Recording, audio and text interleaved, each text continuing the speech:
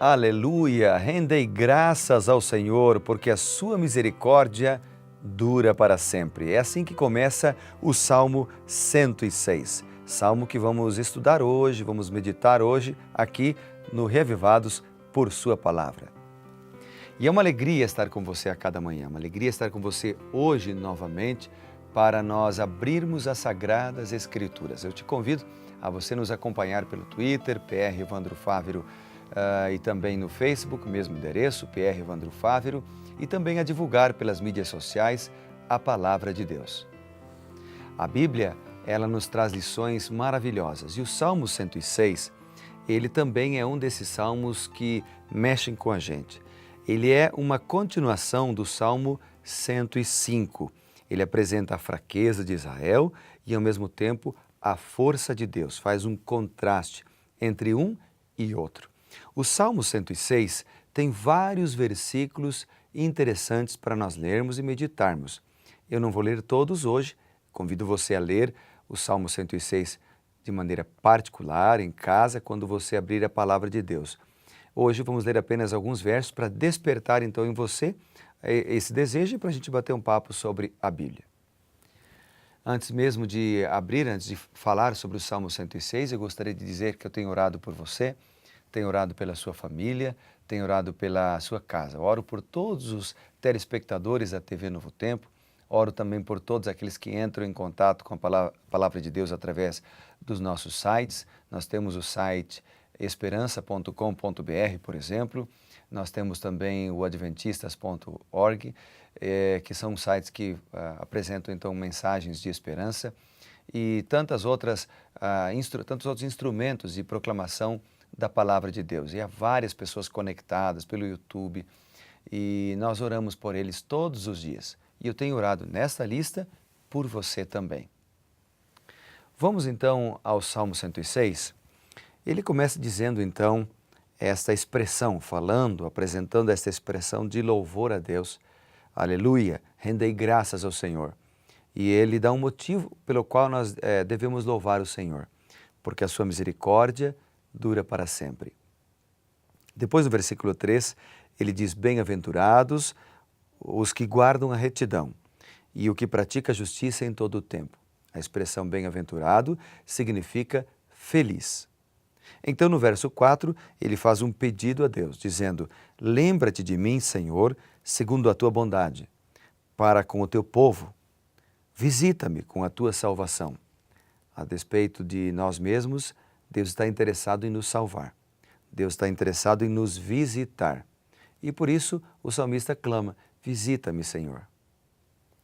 Se há alguma coisa importante e bastante frisada na Bíblia, é o fato de que Deus visita seus filhos.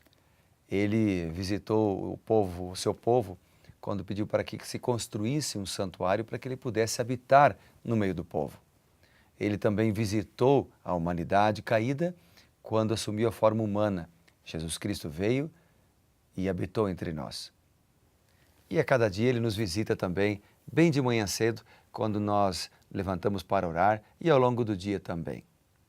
O versículo 6, o salmista diz assim, pecamos como nossos pais, cometemos injustiça, iniquidade, procedemos mal. Nossos pais no Egito não atentaram às tuas maravilhas, não se lembraram da multidão das tuas misericórdias. Eles foram rebeldes junto ao mar, no Mar Vermelho. Então o Salmo ele começa agora a descrever e cobrir a história do povo de Deus. Ele cobre desde o Egito até Canaã.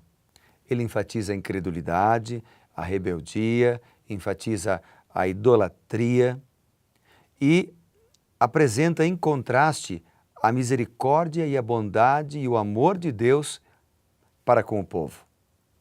Então ele diz, no verso 7, nossos pais no Egito não atentaram às tuas maravilhas, não atentaram para as tuas misericórdias, eles foram rebeldes. Muitas vezes nós imitamos a história do povo de Israel e também somos rebeldes. Nós desobedecemos ao Senhor, nós sabemos o que é para fazer, mas não praticamos.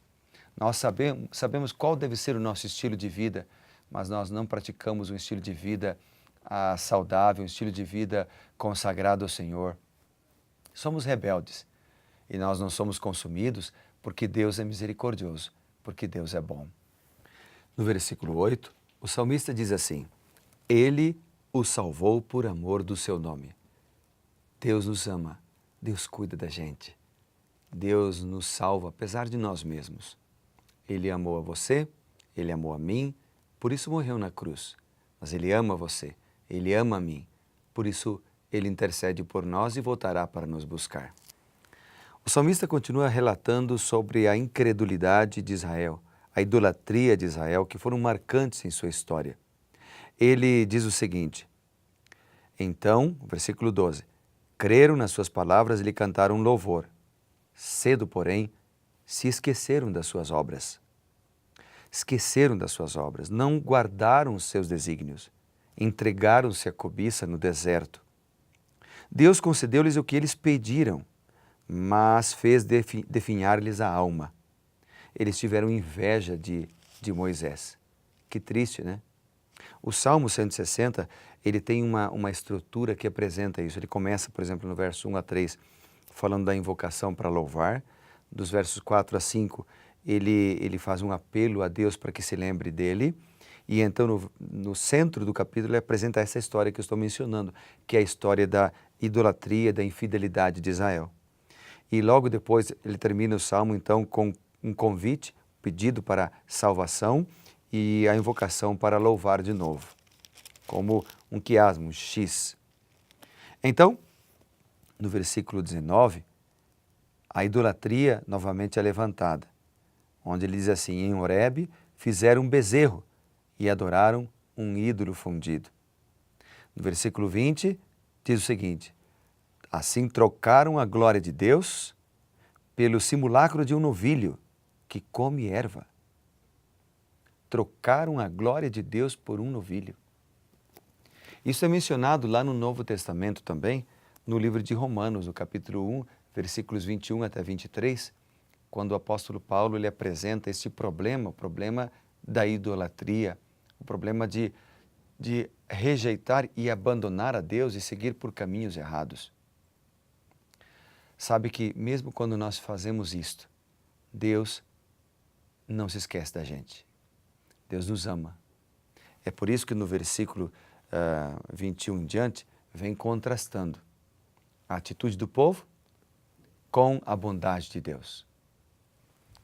Por exemplo, o verso 21 fala que o povo se esqueceu de Deus, o seu Salvador. Deus é nosso Salvador. O povo se esqueceu. Diz o seguinte, verso 23, tê-los-ia exterminado, como dissera Moisés, seu escolhido, se não houvesse interposto, impedindo que sua cólera os destruísse. O que o texto aqui está dizendo é que o destino do povo seria destruição, mas devido à intercessão de Moisés, eles não foram destruídos. Aqui nós temos um chamado para a intercessão. Moisés orou pelo povo. Moisés clamou a Deus pedindo pela salvação do povo de Israel. E aqui é também um chamado para que nós, eu, Evandro, a minha família e você, para que nós oremos mais em favor das outras pessoas, clamemos mais em favor dos outros, para que a gente faça mais a oração intercessora.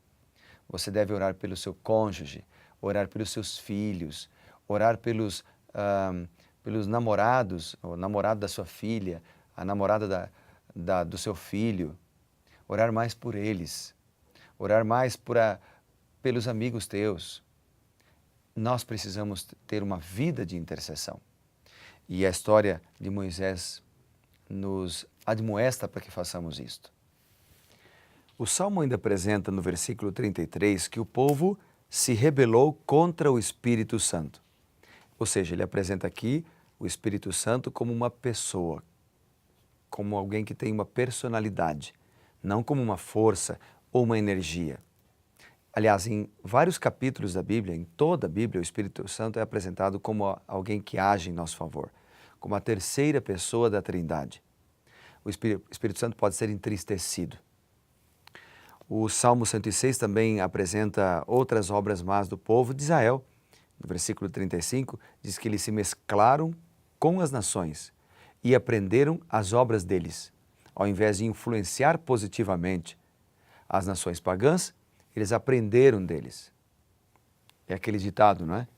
Diga-me com quem tu andas e dir-te-ei quem tu és. Nós somos chamados para influenciar e não para sermos influenciados no que diz respeito ao mal. Mas o povo de Israel foi influenciado a praticar a idolatria e se afastou dos caminhos do Senhor. O Salmo ainda apresenta aqui as consequências disso. Diz que eles chegaram a sacrificar os seus filhos para os demônios, está no versículo 37. Forte isso, né?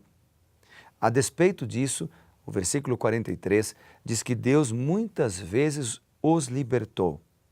O versículo 44 diz que Deus olhou para eles quando eles estavam angustiados e ouviu o clamor deles. O verso 45 diz que Deus se lembrou deles, compadeceu-se deles por causa das suas muitas misericórdias, a multidão das suas misericórdias. E por isso, como consequência disso, o Salmo termina dizendo: bendito seja o Senhor, Deus de Israel, de eternidade em eternidade. A despeito de nós mesmos, Deus cuida de nós. Deus ouve o nosso clamor e pode transformar a nossa vida. É por isso que nessa manhã eu quero orar ao Senhor e colocar você, a mim e a minha família e a tua família na presença do Senhor. Vamos orar? Bondoso Deus, obrigado pela certeza que o Senhor, pelas tuas imensas misericórdias, nos salva. Entregamos nossa vida ao Senhor, pois oramos e confiamos no nome de Jesus. Amém. Que Deus te abençoe, meu amigo, seja revivado pela sua palavra.